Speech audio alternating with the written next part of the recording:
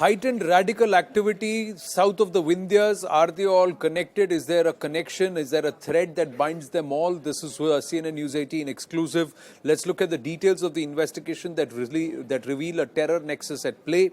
Top sources are telling CNN News 18 that the investigation is revealing that there could be a connection to one particular city, and that is Shivamogga in Karnataka. How does this come to the fore? A Shivamogga module behind the blast is a big question. Sharik is an absconder in the Shivamogga case too. Common modus operandi in both the cases. There is a common makeup or construct of the bombs that have been used or attempted to be made. Phosphorus, sulfur, potassium nitrate. This has been the mix that was used. Nuts and bolts were added for maximum impact, or perhaps acting as shrapnels which would pierce and cause maximum damage.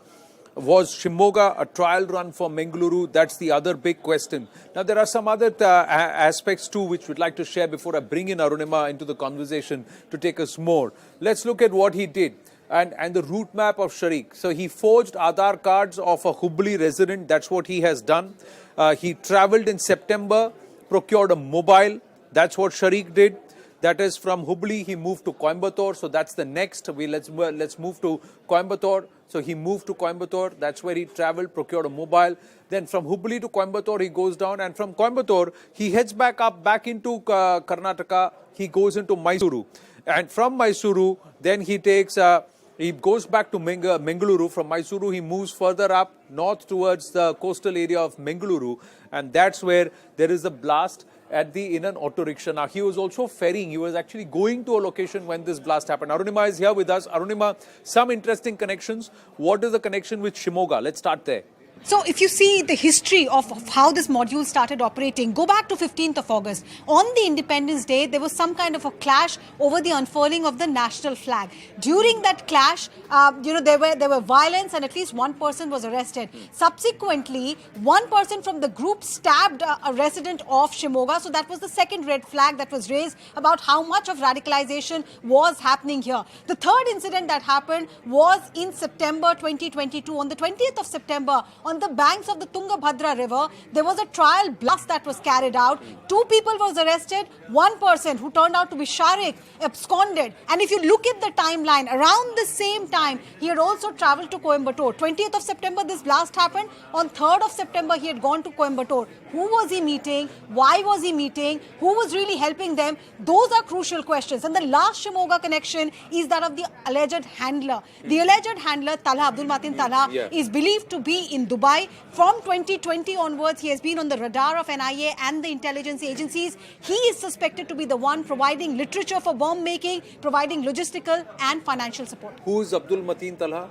Okay, Abdul Mateen Talha is a resident of Shivamogga. He first came onto the radar of NIA in the Al-Hindi case. This is the ISIS Al-Hindi case in which he came onto the radar. They searched his residence. They didn't find him. They declared a reward of 3 lakh rupees for him. And then for 2 years, nothing has happened. Now, suddenly, his name is coming up. Looks like he's not only managed to abscond from India, he could be in Dubai. That's the suspicion. And from Dubai, he's not just sitting pretty there. He's continuing to run this module, pick up people who online search for words like jihad or persecution of Muslims, then get them enrolled to encrypted platforms like Telegram or Signal, send them jihadi literature, and once they're ready, then send him to a madrasa or a masjid for further training, build a complete module, and then pick up people like Sharik to go ahead and plant bombs. So if you look at a modus operandi, one of the aspects is identify people who are searching for or showing a certain hint towards radicalization. Use encrypted platforms to engage with them, connect with them. And then there is a local OGW network which is there. If you were to take the Kashmir term and put it back on the rest of the country, what they are doing is that they are using places of congregation as places of radicalization. So there is a very organized method. The other part, Arunima, is the mix that is used for the building the explosive. Where were they getting the phosphorus from? Very interesting. You would think that, to build an IED, you would need high-grade explosive. What were they doing? They're picking up matchstick. Your humble matchstick at your residence is becoming content for IED. That is what the investigation so far has shown, both in the Shivamogga trial blast, which happened on the banks of Tungabhadra River, and again in the Mangaluru blast as well. Evidence of phosphorus that has been chipped clean of matchsticks has been found. This phosphorus combined with sulfur, which is easily available at local chemical stores, plus going on to e-commerce websites and ordering other nuts and bolts. Nuts and bolts because they are used to cause splitter injuries when the bomb explodes. Why does phosphorus come in? Because phosphorus leads to fire. You're not only wanting to maim people and kill them with splinter injuries, you want to delete and destroy all the evidence, possibly cause burn injuries as well. We were lucky, Anand, this time around the bomb exploded without reaching the destination. But we have to be wary because next time we may not be so lucky. Will not be so lucky. Final question before I go across to our guests. This Coimbatore connection. In Coimbatore, there has been that entire ISIS module that was busted. There were the Easter bombing guys who were present there. And the NIA had said, and the local cops had said, that they have identified other radicals too. But they are not in a position to nab them because they have not committed a crime yet. So were they all connected to each other? We are waiting for police to tell us what evidence they have. But in the Coimbatore case, at least 8 people are under the scanner of the National Investigation Agency. What are the common links between Coimbatore and what we saw in Mangaluru? The kind of explosive used: nitrate compound, sulfur, nuts and bolts are easily available, procurable, explosives. E-commerce website being used as a platform. Now, while security grid experts are arguing that these low-grade explosives are common in most of the blasts that happened, but the commonality can't be brushed aside. The second thing, why did the Mangaluru accused go to Coimbatore? Yeah. Why was he there? That's the big question. Third, even though we don't know yet if there was a common handler between the two, that is a line of investigation. Was somebody providing logistical and financial support to both these modules? That's the third connection between Coimbatore and Mangaluru that is under probe. Very well put together, and I think these timelines, these passages need to be also collated and looked in continuation from the 15th of August downwards, and if not even from before that, 2018, 2019, because Easter bombings and these people were landing there, these elements were under the radar. The Tamil Nadu police conducting raids in Chennai also and catching people. I know you're short of time, but very quickly I want to point out something, that how is the mind of these radicalized people working? They procured SIM cards, and not just one Aadhaar card was misused. We only know of the Hubli incident where the Aadhaar was stolen. Now evidence coming in that at least in 4 instances Aadhaar was misused. For the Uti man Surendran, this guy went and told him, I'm a poor man, I've lost my mobile, please help me get a SIM card, and he provided his own Aadhaar details. In 2 other districts, he went and picked up the Aadhaar card of people and procured separate SIM cards. We don't know how many SIM cards were used, because from Mysuru to Hubli to Coimbatore to Aluva to back to Mysuru and then Mangaluru, there's this entire chain of travel that has happened. Perhaps there is more. The other SIM card dumps will tell us. True, because in Chennai they found more than 150 mobile phones and a lot of SIM cards. They've not divulged the number of SIM cards that they've found. Arunima, thank you very much. Let's take this forward with Pathikrit Payne and Major General K.K. Sinha. General K.K. Sinha, one of the aspects, all the IDs which they have used, fake IDs, are Hindu names. So is there an attempt to also try and show Hindu extremism while it is ISIS radicals who are conducting these attacks? So how devious are these people and how far gone and motivated? Anand, good evening. Anand, when you talk about the terror nexus, especially we are talking about today in the south, India south, what is happening in the area around the Karnataka, Tamil Nadu and Kerala, not to forget about it. If you have read the dossier, if you go in detail of the dossier, when the banning of the Popular Front of India was done under the UAPA, after that 10 states was raided and 270 people were, the similar linkages, what you are bringing out, you and Arunima, brought it out. I think it was very, very, detailed you have gone and you have able to, put the links, how it is happening. Yes. In spite of the fact that it happened in September, PFI has been banned. But now when you are linking it up with the Shivamogga, the blast that in January 2021, and it is a truck which was carrying the gelatin sticks, and the huge truck, and the blast took place and 8 people died. It starts from there. Then you are bringing it Coimbatore. And mind you, Coimbatore is a junction when you talk about, you see the Kerala, Tamil Nadu, and also Karnataka. Because I have been there in the Wellington for a long time, it becomes the major hub of these type of activities where you can easily cross over any side toward the Nilgiris, and you are there towards side Mangalore, or you go to Mangaluru. So that junction becomes very, very important. And what we are bringing it out, the pressure cooker, PFI linkages with the ISIS, and we are just missing one point. Lakshadweep. Ji. When you take, when we are talking about Sri Lanka, with, where this, the blast took place after that thing, Sri Lanka is not able to come out. The Easter blast, that was the benchmark. The Sri Lanka is going down, and the Lakshadweep and linkages with Mangalore. Why this area? Because Lakshadweep was the major target of Pakistan, also of China, for this type of activities to push this thing through. Linkages with Dubai, I think NIA and ED has able to establish these linkages, and then moving upwards. Yeah. We are talking about the India South, but it has got a major connotation, linkages in Ji. Coimbatore, Mangalore, with Shivamogga, Interesting. and Interesting, Sinha ji. identity, which you are saying. Ji.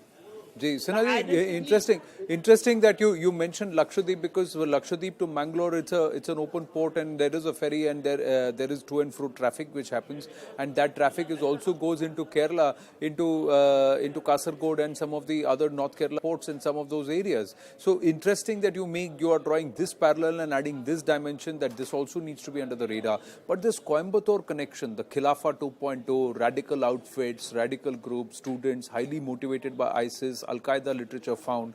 Then this Abdul Mateen, who is connected with the Al-Hindi group, that is more than 2.5 years old, ladies and gentlemen. So all of that coming into play. So is this a continuum that we are seeing, and do we need to understand it as a continuum, Pathikrit? That means this place is brewing, and all these are hotspots of activity which saw even Sartan Se Juda. They also saw violence during the hijab protests. A lot of this has been building over a period of time. And towards the end, their decision or their ability to try and even think this through, that the identity that it should point towards an angle of Hindu extremism and not of ISIS radicalism. And that will further fuel this narrative globally which they are building, that this is a politically violent Hindutva which is going out to target Muslims. So Anand, if you look at the Hindu identity being taken, or the ID cards, it actually shows that they are taking the legacy experience of Lashkar-e-Toiba, and somebody is feeding that experience to them from outside, so that they take a different kind of identity to go and don't leave a trail behind. The difference is that this time probably the locals will be used, perhaps, and not somebody coming from Pakistan. The second is that, for a long period of time, unfortunately, in spite of the fact that the Bhatkal region was infamous for the Indian Mujahideen, or the Coimbatore blast that you mentioned, terrorism, Islamic terrorism, was always presumed to be a north of India's problem, and it was not a southern problem. That was the complacency with which the law enforcement agencies in the south have been working for a long time. Look at Coimbatore. What has happened with Coimbatore? In fact, let me tell you, Anand, my biggest concern is that many of these people have been on the radar, and in spite of that, they have been able to give a slip and went ahead and did these ID configurations. Fortunately, the explosions happened before they could reach the destination, because probably the configurations were rudimentary in nature. Now, why Coimbatore? Let me tell you, there's a place in Coimbatore, I'm sure you know better than me. There's a place called Ukkadam, and that place is, the minorities are in majority in that place. And Zehran Hashim, who was the mastermind and one of the bombers of the Easter bombing that you mentioned in Sri Lanka, that person was one of the biggest motivator and mentor of radical Islamist groups in Ukkadam. So there is a connect which you find that's probably whether Muhammad Sharik actually went to that place also or not is something that is to be found out. And National Tawhid Jamaat of Sri Lanka was investigated for its connection with Tamil Nadu Tawhid Jamaat for a long period of time. But then something stopped. Something stopped in between. And, unfortunately, what is disconcerting for me is that there is somewhere a lack of coordination between these states. I mean, look at Tamil Nadu. The difference between the Tamil Nadu blast and this blast, the only difference is that Tamil Nadu was in denial. At least the Karnataka police has not been in denial. But the reality is, on both cases, they have actually failed to do the trail and nab them before they could actually do the explosion. These are The remnants. Look point at is, the Indian point Mujahideen. here is a problem, Pathikrit. There is CNN News 18 has understood from agencies on ground that these people, there were certain individuals who are marked out as highly radicalized. But the challenge was, how do you arrest somebody just because you believe that person is highly radicalized, because they were able to get bail in court and the court was reprimanding the agency saying he's done nothing wrong.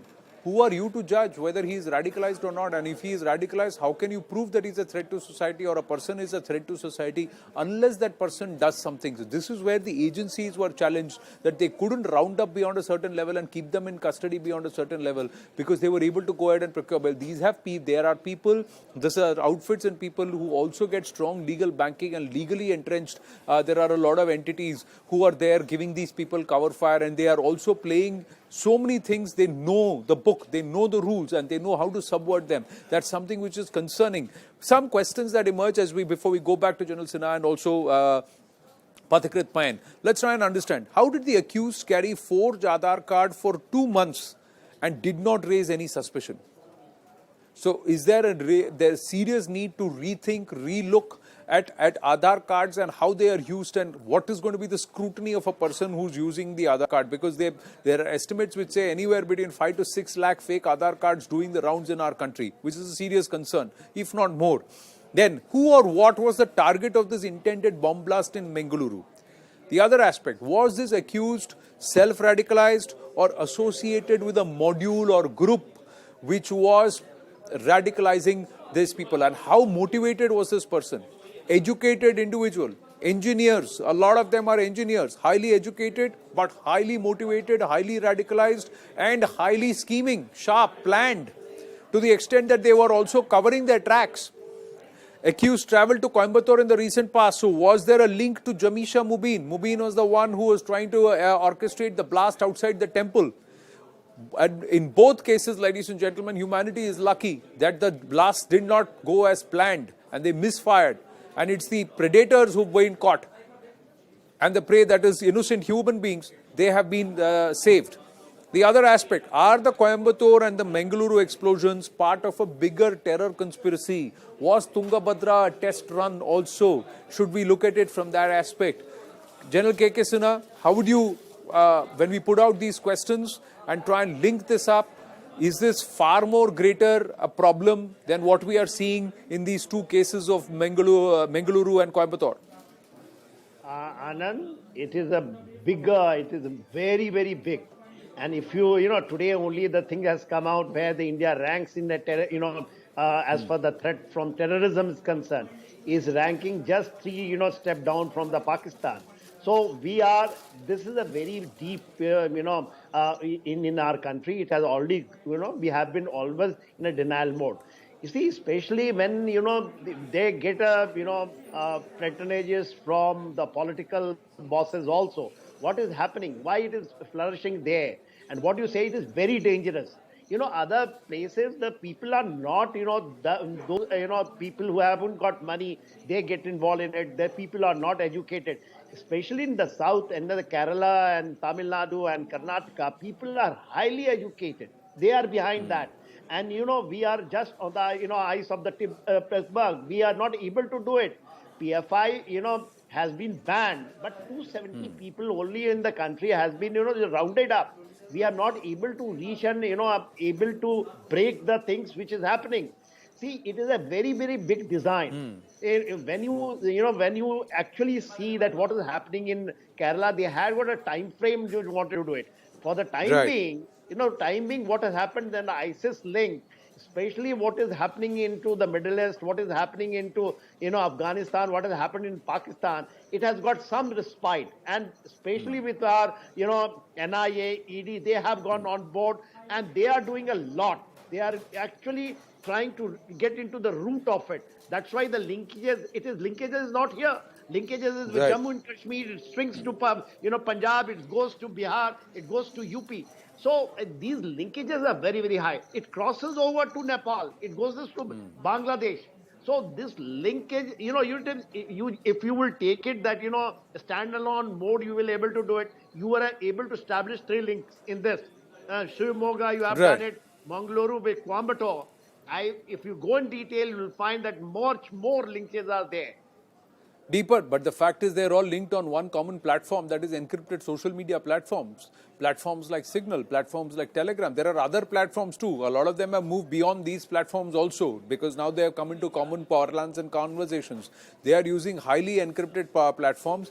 Remember that the person who was a wife of this terrorist in Assam, inside that illegal madrasa, she tried to break the phone before the cops could come, and the cops retrieved and saw that she was also operating highly encrypted chat platforms. And she had been taught, despite just being a 10th standard pass, she had been taught how to operate those platforms. So remember, we need to put all of these things, they all look like scattered pieces of information and scattered instances across the country, but there seems to be a pattern and a chain that is connecting them all. Let's also try and understand and track Sharek's movements. He's also very smart. September 3rd and 4th, Sharek actually visited Coimbatore. Who did he meet? Who did he speak? Connect with Mubin? Is it the same group? What Pathikrit was mentioning, is there a connect there? Move to Nagarkoil, Uti, Alwa in Kerala. So he keeps roaming around here and there. Was he collecting material? Was he buying things at different places and collecting them, and in smaller quantities across cities so as to not raise suspicion? So look at how devious the planning is, how patient they are, how motivated they are.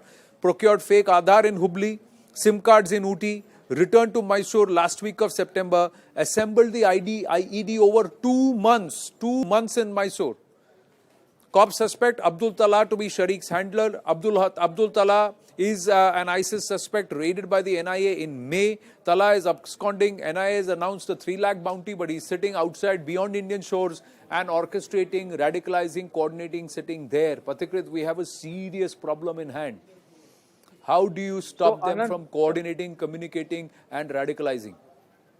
So Anand, very interestingly, let me tell you something. If you look at the Coimbatore blast, I find a lot of correlation and similarity with the Pulwama in terms of vehicle-bound improvised explosive devices being used. Except for the RDX which was there in Pulwama, everything else is very similar. In case of Pulwama, ammonium nitrate was used. In this case, potassium nitrate was used. In case of Pulwama, aluminum powder was used. In this case, also similar aluminum powder has been used. Sulfur has been used. So it is very similar. Secondly, you will see they will not purchase everything from the same place. So they have distributed architecture of purchases so that it doesn't arouse suspicion. Third, you will see that frankly speaking, we have certain lacunae when it comes to fighting the lightweight war. There is no law in this country which prosecutes somebody who actually procures a fake Aadhaar card using fake documents. You have no law. Only thing is that IPC section 420, nothing else. You cannot be incarcerated for that. That is the problem. Secondly, when you mentioned about radicalized youth not being prevented from doing something, you cannot do preventive detention beyond a certain point. These are lacunae we have to evolve, and we have discussed in the past also that the government must look at this, that how do you prevent, if the terror attack happens and after that you catch hold of somebody, it doesn't make any sense. So preventive detention of highly radicalized youth, in fact radicalization itself should be something that should be banned. That is the reason in case of Jammu and Kashmir, that organization, Jamaatul Islami, was banned because it was radicalizing. Unless you actually stop radicalization, unless you but banning the organization did not stop the radicalization. Just like that, you have rounded up 270 people from the PFI, banned the outfit and put a clamp down. But what about the remaining? There are thousands who have been influenced by these organizations and also by this entire place that you named in Coimbatore. How do we know that the individuals are still not connected? They are still not highly motivated. Where are these people coming from? This is local. You cannot just brush it off saying it's a very, very small number, because a few are enough to cause damage that can perhaps render an entire nation's growth story derailed. That's also possible. So we've got to be mindful of that, and also the narrative that they're trying to spin. There is a politically narrative that's being whipped, and Nazi Hinduism, Hindu extremist. This is what is happening under the Modi government, etc. And then you see these people